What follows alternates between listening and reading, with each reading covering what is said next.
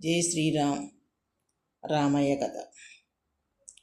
రామయ్య 5వ అమ్మాయికి పెళ్లి చేశారు. అమ్మాయి వెళ్ళలేదు. ఏడ్చి నేను వెళ్ళనని కాళ్ళ ఏళ్ళబడింది.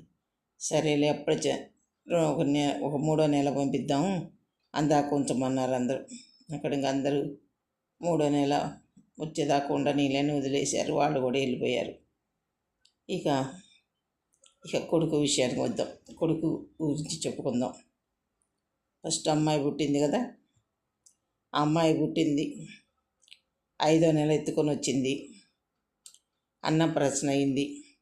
అదే నెల రామయ్య కొడుక్కి పంచాయతీ నుంచి మీ అబ్బాయిని పంచాయతీ ఆఫీస్లో క్లర్క్గా పెట్టుకుందాం, తీసుకురమ్మని చెప్పారు.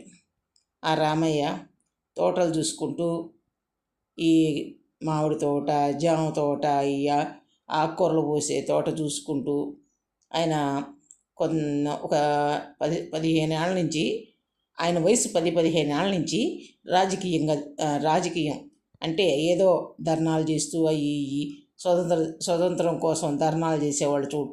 కమ్యూనిస్ట్ పార్టీ అని అదే కొడవలి గుర్తు. ఆ పార్టీ తరఫున ఆయన చాలా పోలీస్ స్టేషన్కి పోయి జైలుకి పోయి కూడా వచ్చాడని అంటారు.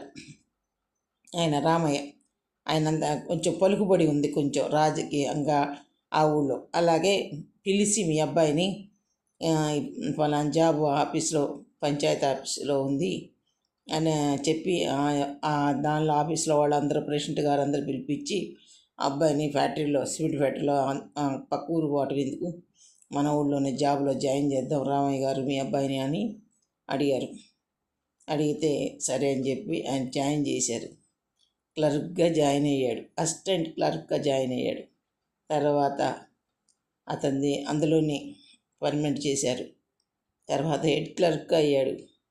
ఆయన అంచెలంచెలుగా అట్లా పెరుక్కుంటూ వచ్చాడు. ఆయనకి 4 సంతానం. ఆయనకి 3 అమ్మాయిలు, 1 అబ్బాయి, 4 సంతానం ఆయనకి. అయినా ఆయన ఎప్పుడూ బాధపడలేదు అసలు. అతను నాకు అయ్యో 3 ఆడపిల్లలు ఉన్నారని బాధ లేదు అసలు. ఎందుకంటే 5 చెల్లెళ్ళ మధ్య పెరిగి వచ్చిన వ్యక్తి. 5 చెల్లెళ్ళతో అపురూపంగా ఉన్నాడు. 5 చెల్లెళ్ళు చూపించే ప్రేమ ఆయనకి, వాళ్ళతో ఉన్న అనుబంధం, అలాగే పిల్లలను కూడా అలాగే చూసుకునేవాడు.